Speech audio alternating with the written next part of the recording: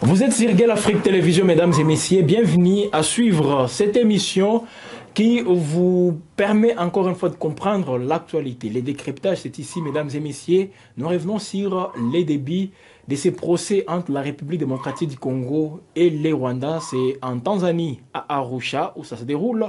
La République démocratique du Congo qui a porté plainte contre les pays de Paul Kagame, tenant compte des principes qui fondent même, qui donnent un fondement bien sûr à l'EAC, l'inviolabilité des frontières. Et vous-même, vous le savez comment est-ce que le Rwanda a violé ces principes. C'est dans ce sens que les vice-ministres de la justice en République démocratique du Congo avaient justement amorcé ces processus. Et voilà le procès qui a commencé depuis hier jeudi. Jusque-là, on n'en sait pas trop par rapport aussi à l'instruction qui pourra intervenir. Nous allons juste aborder les faits en notre présence.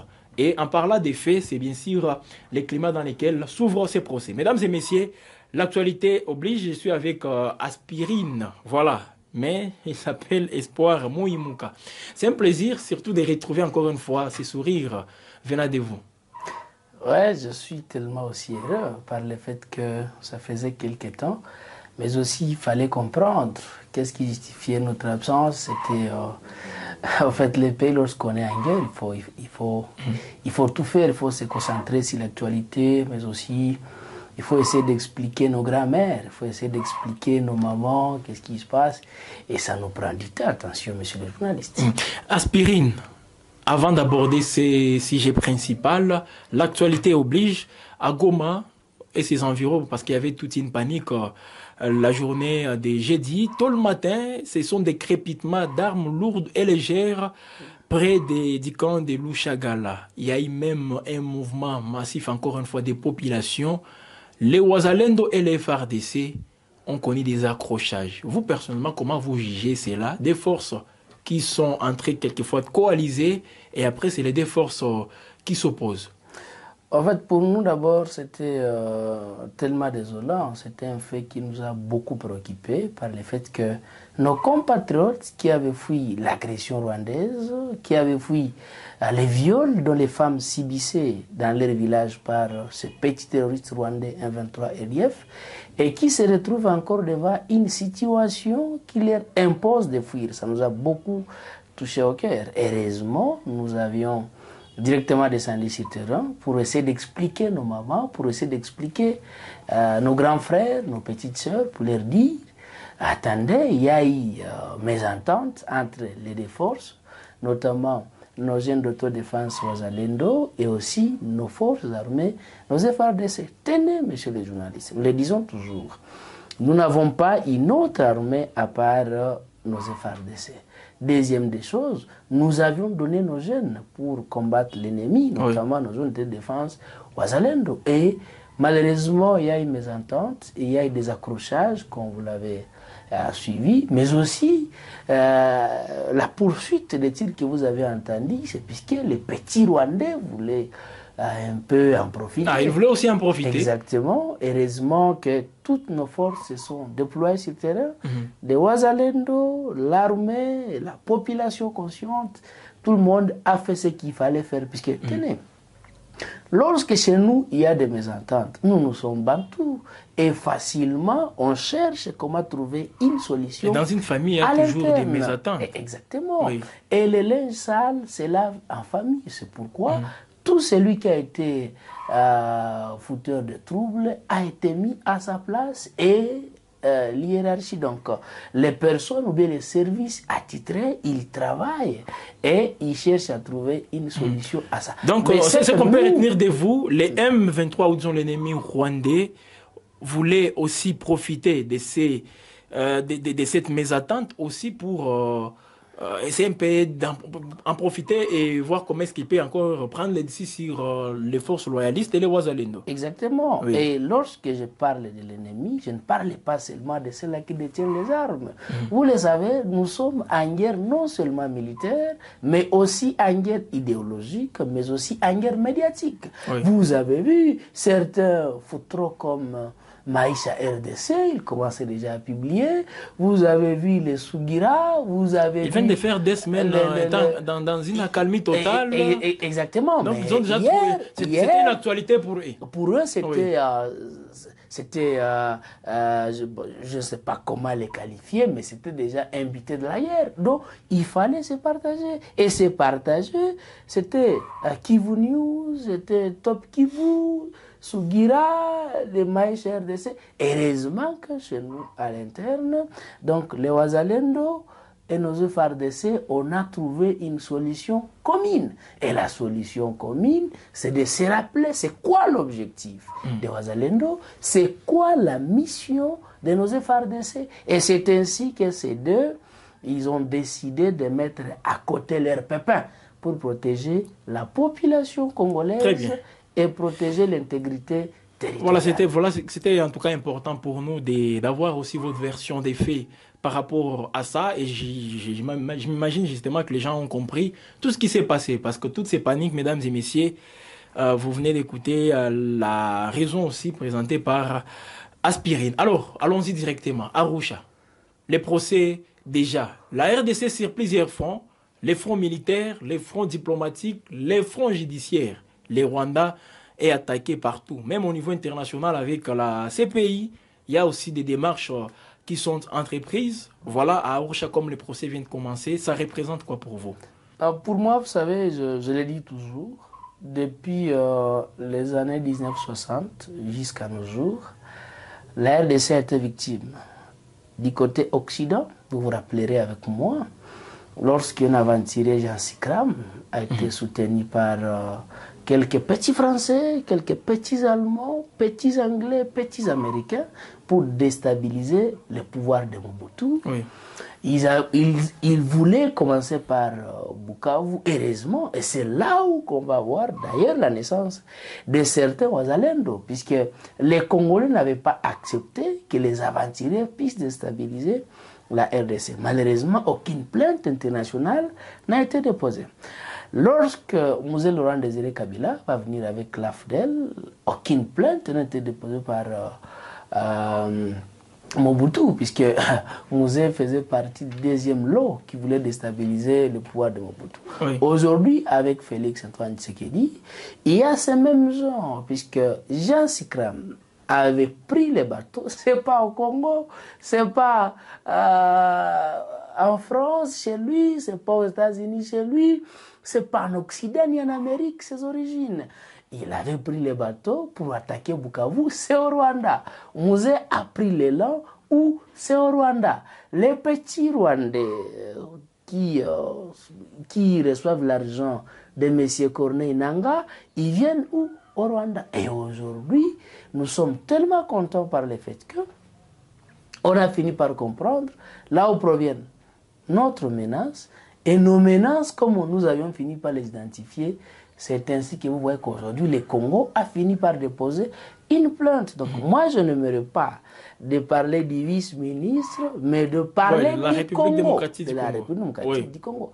Donc la RDC, à travers son ministre, nous avions déposé, j'ai dit nous comme citoyens, puisque ces ministres, au-delà des faiblesses et forces, ces ministres nous représentent.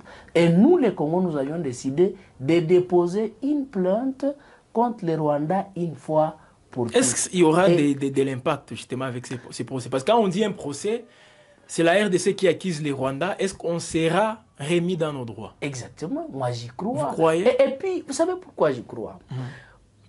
L'EAC, leur force était ici au Congo. Et leur force, vous avez vu comment est-ce que la population congolaise et autres instances, ils ont prouvé comment est-ce que ces gens, ils soutenaient les Rwandais. Et malheureusement, les ACE n'ont pas reconnu que leurs éléments, leurs forces qui étaient déployées au Congo, c'était les ennemis. Oui. Et maintenant, moi, je pense, c'est l'unique opportunité pour les AC de prouver normalement qu'ils ne sont pas manipulés par les Rwandais.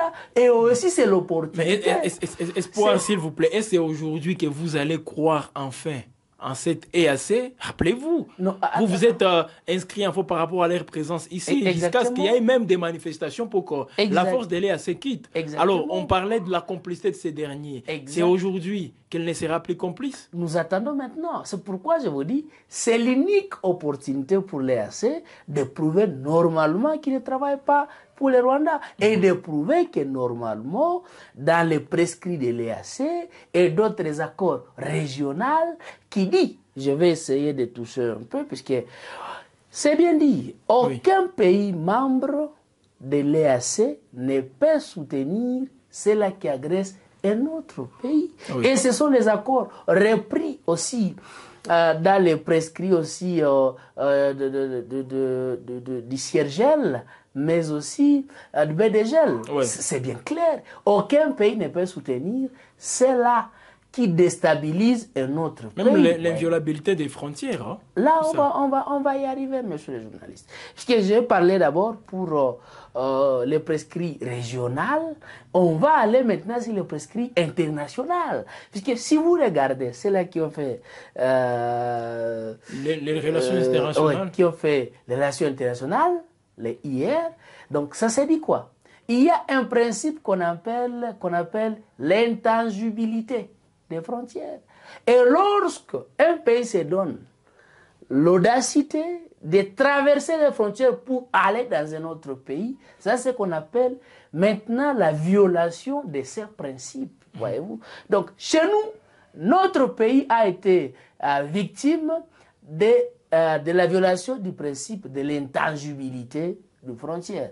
Voyez-vous? Donc, moi, je ne dis pas clairement que je crois à l'EAC, mais je crois au droit, monsieur le journaliste. Ah, vous croyez donc, en restant dans l'esprit, l'esprit même et la lettre, justement, de tous ces accords, tous ces principes au niveau international, voire régional, nous comprenons que là, le Rwanda a failli. Mais il y a de pesanteurs politiques. Je ne sais pas si vous prenez aussi en compte.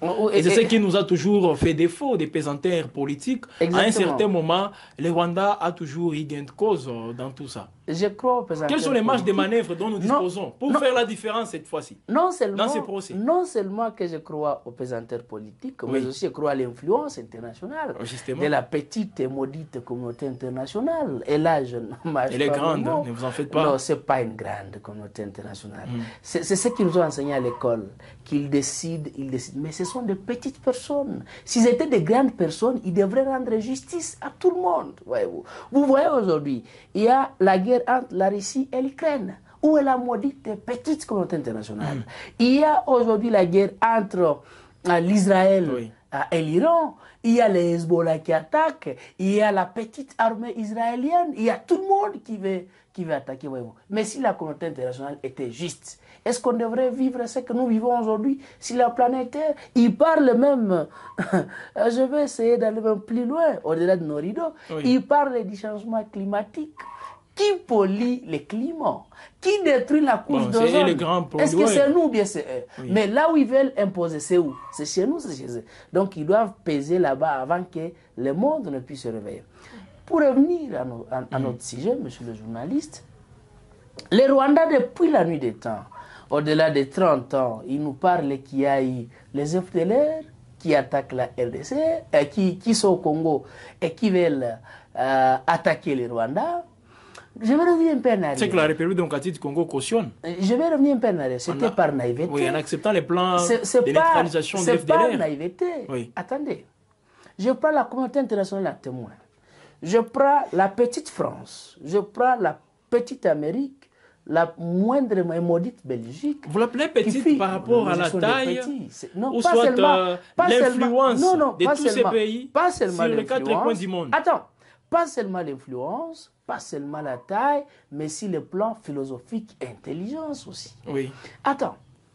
À l'époque de monsieur, l'autre ici, le vieux Vital Kamerhe, en 2009, qui va démissionner puisque l'armée rwandaise voulait entrer au Congo sans que l'Assemblée ne le sache. C'était pour quelle mission? C'est pour neutraliser les M23. En 2009. L'FDLR. Exactement. FDLR. En 2009, n'est-ce pas? Oui.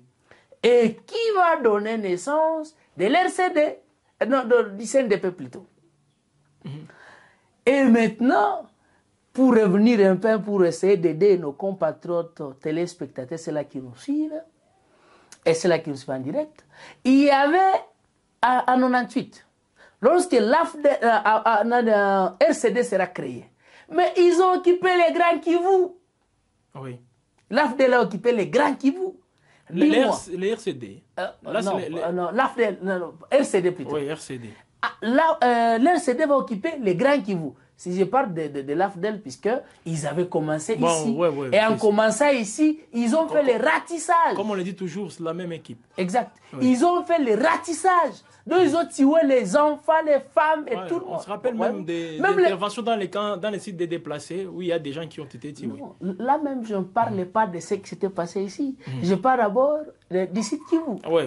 Si vous arrivez, il y a des coins et des coins dans les sites Kivu où il y a eu même des femmes qui ne savaient même rien. Il y a des enfants qui étaient pilés, monsieur le journaliste. Et elles disaient, nous sommes en train d'éradiquer les FDLR. Voyez-vous? Et aujourd'hui, à part 98, 97, ils reviennent encore en 2009 pour dire non, nous sommes en train d'éradiquer les FDLR. Mais les FDLR qui disent... Jamais ne rentrez pas avec eux. Et puis, je veux même sauter ça. Et nous allons partir sur un programme de la MONUSCO. Ça existe aussi. Exact. Ouais. Je me rappelle, quand chez nous, on avait une petite radio qu'on appelle Sonitech. Chaque 5 heures, les gens suivaient ça. Ils appelaient ça Kutahuka. Ouais. Il faut leur demander combien des œuvres de l'air qu'ils ont fait revenir au Rwanda. Et combien qui sont revenus en 2013 sous le label des M23. Il faut aussi demander à cette petite MONUSCO, il faut leur demander, au-delà de leur programme qu'ils avaient fait. On est toujours avec elle, ça vous le savez quand même. Au-delà de 2024, elle sera toujours là. Qui? La MONUSCO. Non, parce que vous venez de parler d'elle. Ça, vous devez savoir une seule chose. C'est comme ça que nous avions parlé de la pesanteur internationale. Vous venez dans la communauté, vous nous dites non, le mandat de la MONUSCO est fini d'ici 2024. Elle doit quitter la République démocratique du Congo.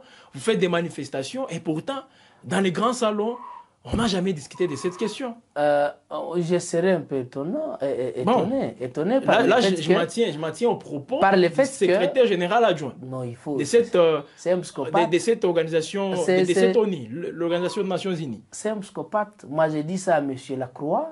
Je pense que c'est un psychopathe. Puisque je ne crois pas.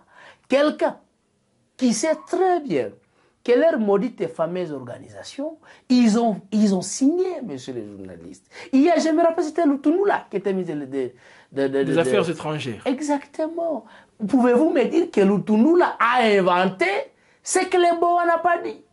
Je n'ose pas le croire. La dame de 12 bagues, qu'on appelle Bintou Keïta. Mais cette dame, elle-même avait affirmé. Voilà. C'était sur les radios la MONUSCO. Très bien. Alors, permettez. On va revenir, pour terminer justement avec cette question, parce que je vous sens dans vous cet optimisme. Alors, je ne sais pas, aujourd'hui, pour être optimiste comme vous, quelles sont les armes dont dispose la République démocratique du Congo, les atouts pour faire fléchir justement les Rwandais dans ces procès? Quelles sont ces armes que nous avons? Premièrement, il faut savoir, c'est non seulement des armes, mais aussi des tactiques qui ont été mises en place. Oui.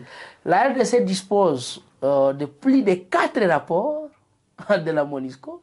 Et la MONUSCO qui fait une armée au Congo des Nations Unies, voyez-vous. Oui, oui.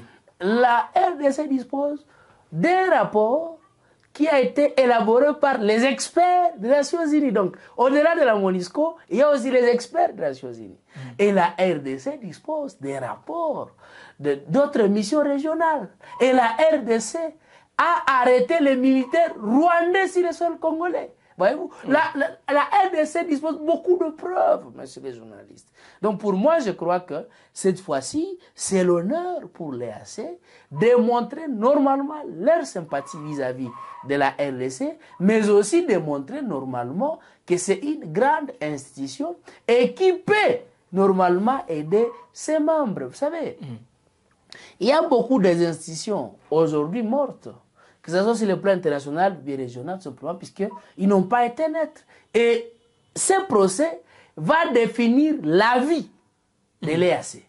Ah. Je vous dis. Donc là, l'EAC a cette fois-ci l'occasion de se ressaisir vis-à-vis de la République démocratique du Exactement. Congo. Oui. Et puis, moi, je vais les aider, parce que je sais qu'il y a certains membres de l'EAC qui nous suivent et d'autres qui savent ce qui se passe. Mais je vais leur dire, vous devez faire attention lorsque vous discutez sur les affaires de la RDC, puisque la RDC, non seulement que nous sommes le plus grand marché de l'EAC, mais aussi nous sommes le plus grand centre qui relie l'Est à l'Ouest. Donc, la vie de l'EAC se joue maintenant là, et la vie de la RDC se joue maintenant là.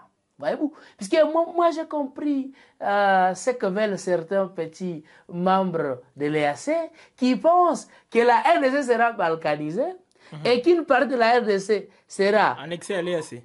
Annexée à l'EAC et une autre partie sera annexée à l'Ouest. Nous vous disons que le Congo est un et indivisible. Et vous devez comprendre que si vous tranchez mal cette affaire qui oppose les Rwandais et les Congo, nous autres, nous, là vous parlez comme population, nous, les citoyens ordinaires, nous, les Congolais citoyens lambda, nous allons détacher de l'EAC. Puisque c'est là. Quoi? Des manifestations comme ça a toujours été? Non, vous devez comprendre. La constitution de 2006 ici nous garantit et nous donne ce pouvoir, puisque nous sommes les souverains primaires. Et nous avons ce droit d'édicter la politique nationale de notre pays. Donc, quand je dis nous avons ce droit, puisque le chef de l'État, c'est lui qui définit la politique nationale, mais il est élu par les citoyens primaires, donc les citoyens ordinaires dont je fais partie. Voyez-vous, monsieur le journaliste. Donc, ça dépend maintenant de l'EAC de choisir son camp. Il y a mon professeur qui me disait, tout le monde a un cas. Au-delà que la neutralité fait partie de la malédiction, mais tout le monde a un cas. Et vous devez comprendre, la neutralité telle que définie aujourd'hui par les Occidentaux, ce n'est pas la neutralité que nous, nos grands-pères et nos aînés nous avaient dit. À l'époque de nos grands-pères, ils nous disaient, la neutralité, c'est de ne pas être du côté de tel ou tel autre, mais c'est d'être du côté de la vérité. Et si on peut partir de la neutralité, les Rwandais peuvent dire non, nous entrons au Congo puisque il y a des FDLR. Mais c'est à l'EAC de leur dire, vous avez fait combien de missions au Congo? De quelle année à quelle année? Et que vous avez occupé le Congo pendant plus de 4 ans, à l'époque de l'RCD, pendant plus de 4 ans. Vous avez occupé Massissi à l'époque du CNDP, notamment les retours. Et c'est à l'époque où, messieurs Nkunda Batware et d'autres aventuriers qui s'appellent Makenga, Sultani, ils ont occupé Massissi et Rutshuru. Ils ont dit à Bouiza que Bouiza c'est leur Kigali natal. Voyez-vous? Donc, pour nous, nous avons beaucoup de mécanismes et nous attendons que les droits soient dits. Très bien. Merci beaucoup, mesdames et messieurs. Nous arrivons complètement à la fin de cette émission. J'ai dit tout d'abord merci aussi à Espoir Moui Monka Diaspirine d'être venu. Autorité morale. Voilà. C'était intéressant encore de vous retrouver, surtout avec toutes ces analyses. Merci. Mesdames et messieurs, restez toujours sur Gueule Afrique Télévision. Abonnez-vous, commentez, partagez, comme on vous le fait toujours, et ça fera toujours du bien à d'autres compatriotes de suivre cette émission parce que vous êtes à la base de ces partages. C'est très important aussi de contribuer dans ce sens. Quant à nous, on va se retrouver déjà ce week-end pour d'autres productions. L'actualité reste en continu sur la chaîne panafricaine.